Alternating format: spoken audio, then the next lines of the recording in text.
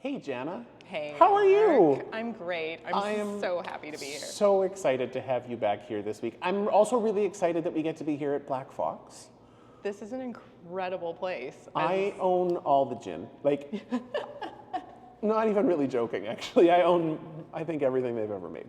So that's really good. And they made us drinks, which is even nicer. So Yeah. it is such a great opportunity to come out here. And I'm so glad you're here this week with the SSO. Oh, it's such a pleasure to come and work with you, work with the musicians, come home and perform in Saskatoon. It's one of my favorite places to conduct. And we have an incredible program, just phenomenal soloists, and things that have been in the works for years. And it's so rewarding to see it all come together and all the different moving parts and pieces come together in such a beautiful way. And I think people are going to be blown away when they see it all I do too. I think happen. I referred to this concert last year when we were planning it, like a year ago, sort of, when it was all falling together. I said to someone, like, this is the sleeper concert of the season, because people don't necessarily know what to expect, because none of these pieces have ever been performed in Saskatoon. 2 of them are world premieres. And so everything feels like an adventure, and so they're not going to know. Absolutely. Well, and even for me, it's Right, an yeah. adventure. When we first we started rehearsing last night, so I Yeah. got a sneak peek at some of these pieces, and especially with the pieces that are world premieres. You see them on the page. I audiate and work with the midis if they exist, but it's nothing like actually hearing it come off the page and come alive in the hands of the musicians. And it's just, that's one of my favorite things to do, actually, is to introduce people to music that they've never heard before, and to work with and alongside the composer to make it come alive. It's just one of the most rewarding things, and to actually be part of their process. And I think as a composer, you have to have so much trust. Mm-hmm. Like, you create this very personal piece of work that comes from your own experience, your own training, your present moment experience as you're writing it, and you pour all of that onto the page somehow. All these realized in all these little black dots, and sometimes graphic scores or however they choose to realize those ideas, and then you have to hand it off to a conductor and 50 musicians, and that's I always feel very humbled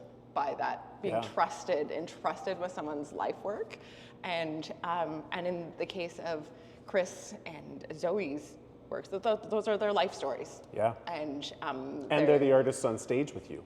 Yes, It's not just that you're performing their music, it's that actually they are an active collaborator in that creative process this week. And I mean, even with Wayne Toe's piece, I mean, we're giving a world premiere of a piece that he donated to the SSO this past year as part of our Share in the Future campaign. I mean, and you've grown up knowing Wayne, having worked with him in the youth orchestra. I mean, I think it's one of those wonderful moments where there's so many emotional, human connections in the room that it's hard for us to know until it happens what it's going to feel like. Yeah. And you get to then work with, Wayne's coming to rehearsal, Zoe's at rehearsal, like, you get to work with the composers. That's such an incredible opportunity in our industry, where too much of the programming is by old white dead guys. Absolutely, yeah, and I feel like for me, this program is very personal in a lot of ways, because a lot of my life work is working with Indigenous and minority artists, and so and I went to UBC with Chris ages and ages ago, and since that time we've both kind of reinvented ourselves, and we've gone in totally different directions than we were when we were schlepping through the halls of UBC, trying to figure out what we were doing, and then as you mentioned, Wayne Toe's, my youth orchestra conductor, my conducting mentor, had a huge impact on my career. I literally would not have a music career, except for, thanks to Mr. Toe's and the SYO, which I, being part of a youth orchestra was just a transformative experience for me, and just reiterates the importance of musical education and having that support network of like-minded youth in those creative areas. So it's one of these amazing experiences where music and life intersect, and so it's very personal, very emotional for me in that way. That every piece that's on the program I absolutely love, and I have experience with in some way with either the people, the creators, or it's played some role in my musical journey. So it's a huge privilege to be able to present a program like this, an all-Canadian program. An all-Canadian program, Yeah. which many say is impossible to do, and it's not. It's not. It's actually really easy. Yeah. Before we jump farther into the program, you were with us a number of times last season, most notably in our incredible YXE Divas concert, which I want to talk to you about that because that was an idea I had in my head, and I remember pitching it to you, and you're like, yes! And we both kind of leapt in without thinking all the way through about the fact that we were going to have 8 vocalists, some of whom had worked with orchestras before, most of whom had not. Yeah. And we're having music arranged, and it could have been a stressful mess, and it was everything but. It was one of the most rewarding pops programs I've ever put on stage. And not just because of the performances we got, and the performances were spectacular, but because of the energy at rehearsal and backstage. And I mean, those 8 brilliant women became this wonderful little nucleus of good vibes. Absolutely, yeah. It was like women supporting women, and we had this huge range of styles and ages and experience. And I loved, Eileen Lafferty coming alongside, the younger ones, and just encouraging them. And, it was just a beautiful camaraderie, and everyone was just cheering each other on. And, certainly that was a very unique experience. That's often not the experience I have when I come and guest conduct. And yeah, it could have been complete and utter chaos with, 9 vocalists, but it was such an interesting program, in that it had such, we truly showcased their strengths, and that it made for a really beautiful arc. And one of the things that really blew me away was working with Equal, and that was Indigenous Rap with Orchestra. And now we have Indigenous Rap with Orchestra on this program, so I'm now becoming known as the conductor that conducts Indigenous Rap with Orchestra. And the thing about rap is that it actually works brilliantly with orchestra. I've seen, Nicole Lise has a piece for rapper and orchestra. Like, it actually, the rhythmic nature matched with the lushness of sound actually works. And I've always say that the orchestra is so malleable. People don't realize it, but you add an orchestra into anything and it up-levels in any genre, any style. I'm convinced of that. Yeah. When it's done well, it just enhances the art form that it's being incorporated into. And I think that really blew me away. Out of all the pieces on the program, they were all stunning, but that was a revelation for me. Yeah, and I mean, I think that was also one of those wonderful moments about thinking about Zoe's piece this fall. Now, this is a piece that, I remember when Zoe first called me about it and said, I have this idea, I want to bring this to life, and I was like, yes. I've known Zoe for years. She's one of those people that I want to be when I grow up, because she has the ability to make her passion for sharing infectious. I find anytime she's shared an idea to me, I'm like, yeah, how do I help? And so, we've worked with Lindsay before, Equal before too, so it's a great opportunity to be like, yes, rap and orchestra actually go so well together. Let's talk about Zoe's piece of it, because it's her poetry. There's this phenomenal visual aspect, a big screen that has these phenomenal films that were made for this. It's spoken word, it's rap, it's symphony, it's hip hop. It's completely different than I think people are going to expect it to be. Yeah, and it's truly a journey. Like each of the 7 segments is its own kind of journey within itself, but then there's this overall arc that of life and struggle and beauty and coming to terms with identity, and of course, coming from Zoe's experience as an Indigenous woman, but the themes are universal. There's so much that everyone can relate to, and when I was sitting in my hotel room having a good cry, there's always those things that that we identify with in those layers, and it's vulnerable, it's powerful, it's funny, it's thoughtful, and like I said, truly takes us on a journey. And I haven't seen the visuals yet, but I think that'll be another instance of me just sitting in my hotel room having a cry. Yeah. I mean, and all the things you're describing Zoe.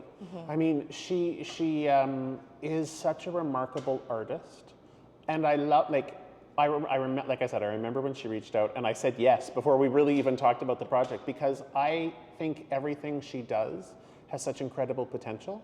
And so it's can a spoken word hip hop artist make something for orchestra? Yeah, she can. And so thrilling. And it's also incredibly cool because her partner actually developed the beats and the music with her. And then Chris Dirksen actually orchestrated the piece so that we could bring it to life. And it's such a powerful moment to have that much connection. Yeah.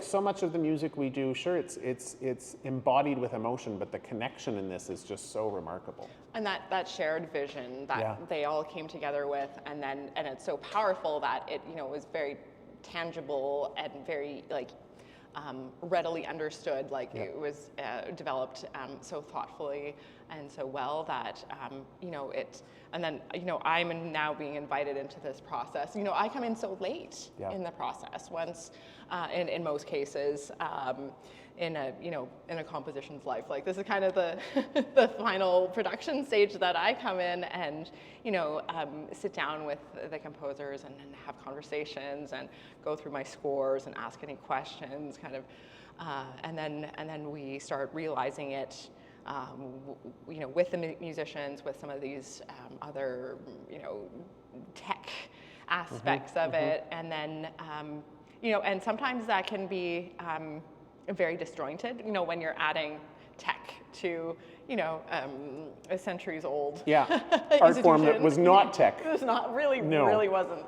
But in this case, it's working together very organically, I think. So that's a really interesting experience for me, because I'm really interested in where classical music is going, what it needs to do to develop and evolve, and I think kind of these multi-dimensional projects are a big part of engaging the audiences of the future, and actually reflecting back to audiences who we are and what we're made up of as far as a community, and making sure that these stories and that our stages are actually for everyone.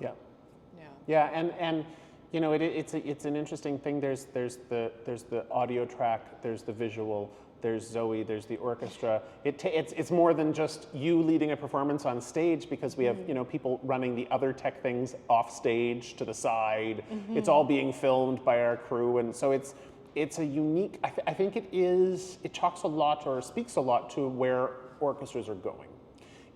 I find these types of performances and a lot of the work you've done with Allegra really intriguing and engaging in a new way, in a way that is more 2024 than 1824. And I think the opportunity to find those moments for a modern audience are just so important. Absolutely. If we don't create tell the stories that need to be told in a way that we can tell them now, we sort of miss the point. And I think that's what Zoe has done with Ever Beautiful. I think I can't wait for people to hear it. I can't wait to also see her performance in it, because, as I said, I've been a fan for years and a friend, but like, when you're a friend with someone that you're also a fan of, there's that, like, I still get blown away when they do their thing. Yeah. And you go, right, that's, like, they can move you in such remarkable ways. So there's tech in Chris's piece as well, because Chris's work, Controlled Burn, that she wrote for her own premiere at Carnegie Hall, no less. No biggie. You know, with Yannick Nézis again. Who's that? Anyway, he's pretty cool too. Is for her to perform with orchestra, amplified cello, cello pedals. What is it like preparing for that? I mean, it's not the Elgar cello concerto. It's something else. Yeah. What is that like? How do you take that into consideration as you are learning the work? Well, I mean, I just have to be prepared for anything because when Chris will be looping, and there's improv kind of element to it, and then there's aspects that are laid out for me in the score. So I try to kind of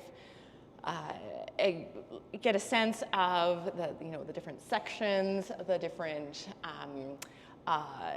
motives, the different rhythmic material, and that's what we were going through with the string section last night, is just really clarifying what are these different ideas, what we need to do to really support what Chris will be doing. So to make that really clear and provide, because what we're doing is we're creating a platform. And then there are times when we interact, and there's times that interaction is written out, and then there's sometimes I anticipate that it will be more spontaneous and more in the moment, where likely Chris will be interacting more with us, and because they've composed the piece and know it inside out, and of course that comes from an aspect of life that we've come to really experience. I don't think anyone's been unaffected by the forest fires of the past few years. That is one of the things that drew me to the work when she was writing it. I mean, the forest fires are, I remember as a kid, there was, one summer or two summers, and now, we had smoke here on May 1st. Yeah. And so I think our lives are now impossibly intertwined with the damage done by fire. Yeah. And so I love that Chris was able to, tell a story in this music about the importance around that process of a controlled burn, and why that was such an important thing. Yeah. And it's one of those moments that we need to listen to all our relations, because there has been knowledge about this for a long time that we're now in this problem because we weren't listening to. Yeah, and the importance of working with the land instead of against it, and utilizing it without giving anything back. Yeah. And I think there's just so many aspects to it, and just how jarring the effects are when we're not living by those principles. Yeah. And there are some really jarring effects in the piece that are necessary and very effective. And looking at the score and reading and going through the materials, I knew it was coming, but when I actually heard the celli and bassi doing the clangio effects with their bows and stuff, it's just like, okay, well, that was really arresting. Yeah. And like I said, it creates that platform for whatever Chris is going to say on top of that. Right. Yeah, and the whole concert starts off with Frenergy by the incredible John Estacio.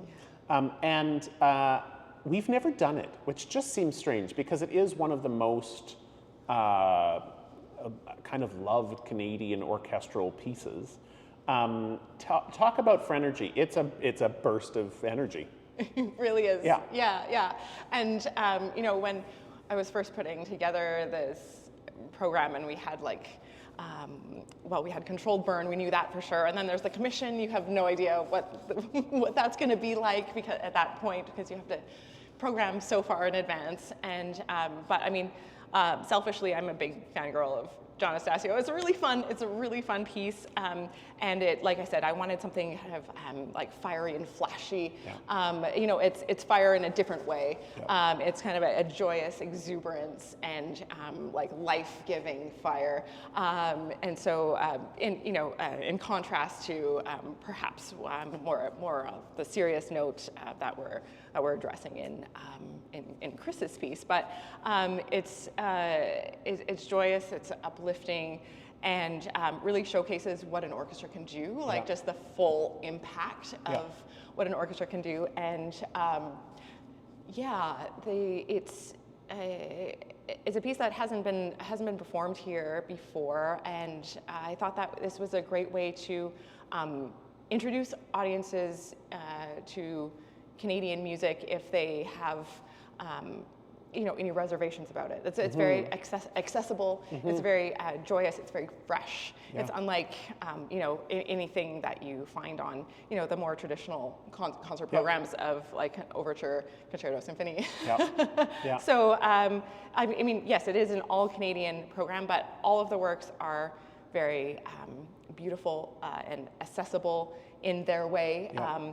They have a message, and I think will really draw the audience in. And like I said, it's a surprisingly refreshing program in that I think people will be surprised that it's an all contemporary program. Yeah. In that it's not necessarily what you might expect from an all contemporary Canadian concert of works. Yeah, because we also feature music from the Canadian Mosaic by the absolute legend, Jean Coulthard. I remember my piano teacher assigning me my very first piece of Jean's, and I don't think I knew her music prior to that. And I think it was called Whitecaps. It was like grade 9 piano, I think, in the RCM. And I remember going home and falling in love, and then trying to consume everything I could of Jean's music and play as much as I could and listen to as much as I can. Sadly, not a ton of it's recorded. Yeah. She was a towering figure in Canadian classical music, along with her, like Violet Archer and Barbara Pentland, and the three of them kind of, dominated the 20th century. And her music, particularly the Canadian Mosaic, is crucial, I think, to understanding the musical sound of Canada. And I don't think it gets enough play. And I'm so great. When you suggested it, I was like, yes, that's it. There we go. It has this wonderful opportunity because in a way, the whole program is a Canadian Mosaic. What was it like to dive into Jean's score? Yeah, so I first kind of stumbled across a movement from the Canadian Mosaic a couple of years ago. It was like in the middle of the night, and I was, doing some frantic programming and, YouTubing and as you do. Yeah. Shortcuts for conductors. Middle of the night is pretty much, And I remember it was the Contented House, and it just started playing, and it's one of those autoplay things, and I was like, what is this? What is this music? Like I've never heard it, and it really struck me, and I was like, I have to program that. So I programmed that on a couple of occasions. It's just a short little movement that works as a standalone movement that paints a picture of the Contented House on a prairie night, and you're cozying up by the fire, and it's just you're surrounded by warmth and love, and it's just very quaint and beautiful. And then I went on to discover that as part of this bigger work that is based on Canadian folk themes and Canadian folk songs and derived from Canadian folk songs and material. And so we'll be playing 4 excerpts from that larger work. And I think people will be really surprised and delighted by these little gems. Like there's four movements. We start with Lullaby on a Winter's Night, and then we go to Quebec, and we kind of like it's a little waltz and a fiddle tune all kind of mashed together, and then the Contented House that I mentioned, and then we end with Billowing Wheat Fields, which is kind of our MO around here. Mm-hmm. So they're each very different, but extraordinary little miniatures and paint. To me, they're like little tiny paintings that, and the more you look at them, the more intricate they get, and really showcases once again what the orchestra can do. Beautiful horn and woodwind solos that are just accompanied with this a beautiful string cushion underneath, and that ebbs and flows and interacts with them. And so it's I love the music of Jean Coulthard. It suffers from not being performed enough, just for a variety of reasons. I mean, of course, being a woman and being a pioneer in the Canadian music scene, that was quite unusual, and there were some issues with publishers kind of sabotaging her work, and even now, the scores that we're working with are far from ideal. Yeah. So which makes it a struggle to realize the performance if your scores are handwritten, which in this case they are scores and parts handwritten, which is in 2024 that's pretty Unheard strange. Yeah. But it's I would love to see a revival of her work, and I'm working hard on that to bring some of her work to life, because it was really. She was really progressive in her time, in that she was, while her contemporaries were, trying to, really establish their own sound and their own kind of or promote their own kind of school of composition. She was the one that was like gathering these songs and these sounds, and realizing the importance of that, and then in a way that's a very like inclusive way of composing, and bringing her surroundings into her music and nature into, and it's to me it's a very pure way of creating that you don't always see from some of those those composers that had very very different kind of objectives in creating. So I hope people will really be motivated to explore more of her music, and especially some of the things that she's written for students. They're really, really extraordinary. Well, and now, I mean, you're exactly the right person to do more with her music, because now you have a big fancy new job at the Canadian Music Centre. I have a big girl job. You don't just conduct anymore, you do tricks too. It's very exciting. And something that's actually really fascinating, that I was talking to my colleague Sean Bickerton at the CMC BC region, Jean Coulthard and Violet Archer are responsible for the BC region being established, and the Prairie region, because we have 5 physical locations, 5 nationwide that champion the works of Canadian composers, and so I'm now the director of the Canadian Music Centre Prairie region. So which we're very excited about. I'm very excited about, and this is the best part, when I get to work with orchestras like we're doing this week, and promoting Canadian music, and it's a beautiful way of bringing my worlds together, my passion for promoting composers, and then actually being able to do something about it on stage. Well, you're a phenomenal ambassador for it, so we're absolutely when they announced it, I couldn't have imagined anyone better for it, so I was really excited about that. We have one last piece on the program with Wayne Toews. He gifted this piece. He's dedicated it to Ellen Ramey and all of the incredible work she's done for the arts in Saskatoon. It is not an understatement to say that without Ellen, through her passion for the arts through the Frank and Ellen Ramey Foundation, we wouldn't have this vibrant music community. We may not even have an orchestra, because she's been instrumental in helping us grow over these last few years and bring more music Tell us about Wayne's piece. It's all about the sky, which I just love because that's all we talk about on the prairies. You and I have already had a conversation about the sky on the way here. On the way here. Yeah. Yeah, so contemplating clouds is, it's meant to, help you to look within and experience your own thoughts, your own experience, the clouds outside, but also within.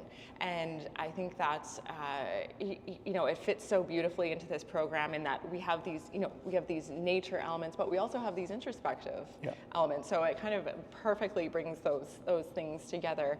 And, it's a beautiful, once again, a beautiful little miniature that creates its whole little story arc within 6.5 minutes or something, and it truly takes us on a journey. It features each of the sections of the orchestra beautifully, and what a tremendously generous thing to be gifted is it's like being gifted a painting or a tone piece poem. of art. Yeah, it's phenomenal. Yeah, so it's it's such a pleasure to be able to bring it to life, and Mr. Toes was always Mr. Toes, as I will always know him as, I can't think of a time when he wasn't in my life. He taught my mom university, and another pillar of the music community here in Saskatoon. So truly, a wonderful way to round out our program. Yeah. You've been such a great partner to work with over the last few years. In the coming weeks, the album we recorded with you and Julie Nasrallah will come out. It was such a fun experience to do that show, record that show, and do that show again. It's so much fun. I can't wait for people to hear it. Now that you get to work with orchestras all over Canada and particularly your own orchestra, Allegra, recording projects are a different kind of stress. Yes. And I have to say, watching you because I sat in the recording room with you guys, and it was a live recording, which is different because not a lot of recordings are done that way anymore. Particularly with the singer in the room, we wanted that energy, and warts and all. I mean, if a mistake was in the room, it was in the room. That was how we wanted that album to come to life. What's it like to record and then have to sit back and go, oh yeah, okay, it's done, we did it, that's a thing? Yeah, well, it's I love recording. It's always such a journey, it's such a trip, but I think that one of my favorite things about being a conductor is getting to work with the orchestra and the guest artist and see things come to life. Like, I really love the rehearsal process. I also love performing too, but those things that happen in the rehearsal room, they're kind of like revelations, and you kind of see it start to come together, and then there's something that goes on in the recording studio where it either starts to gel or it really doesn't. Yeah. We did cut one piece, didn't we? Yeah, it's gone. Yeah, we went through it a couple times. It was like, this doesn't work. No, we're over it. So case in point. Yeah. And so it kind of it's a kind of an accelerated version of rehearsing, and that kind of the mindset that you have to have and work through things and get everybody on the same page, and then you start hearing things, but it's also a beautiful collaboration. And so and especially with this group, it was such a willing and enthusiastic ensemble. It was an intimate ensemble, which allows for a lot more flexibility, which was beautiful. And so it really, over those 3 days in the studio, how things evolved and how we sounded when we first started recording, even though we were well prepared. We were ready to go, but where we were on the first day of recording to where we ended up, it's like the ensemble it's like we mind meld, where... Well, and the tempi. Peel me a grape, in the track we took, in the take we took, is so fast. Is it so fast? Oh my gosh. But it's so exciting. And I remember doing the show live this spring, and Julie being like, "We're not going that fast." But in the studio, it was so right. Yeah. It felt so electric, and in the recording, it's so electric because it has, everybody was on board, here we go, let's go. Yeah, laser focused. Yeah. And sometimes, it's in a way, sometimes it's harder to grab that in a live performance because you have all this extra energy of the audience, and that's not that it's a bad thing, but sometimes you just have to, in order to create something, you have to kind of go into your creative bubble, and as a conductor, I have to bring everybody with me. I have to put them in this creative bubble with me, and so that's I'm really excited for the album. I think there's some of these are old songs, but in a fresh way, and some of them are old songs that were a revelation that I think people haven't really encountered, so I'm really stoked for them to hear that. And of course, Julie is my bestie. She's Julie, yeah, she's amazing, yeah. And so that's also really fun to just, get to work on a beautiful project with beautiful people, beautiful friends.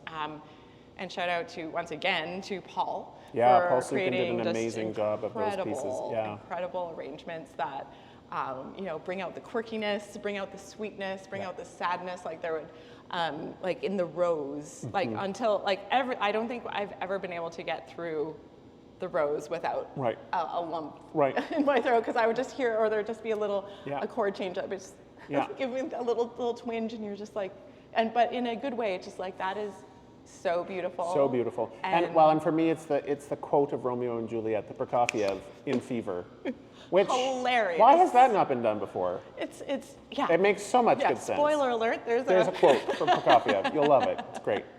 Janna, thank you so much. I'm so grateful to have you home this week. The orchestra is thrilled to work with you again. Thanks for being home. Thanks for coming to Black Fox. This is an amazing place. They have pumpkins. They have flowers. They have gin. They have gin. What else could you want? Nothing. Thank you so much for having me. It's going to be a great, great week. Cheers. Cheers. There you go.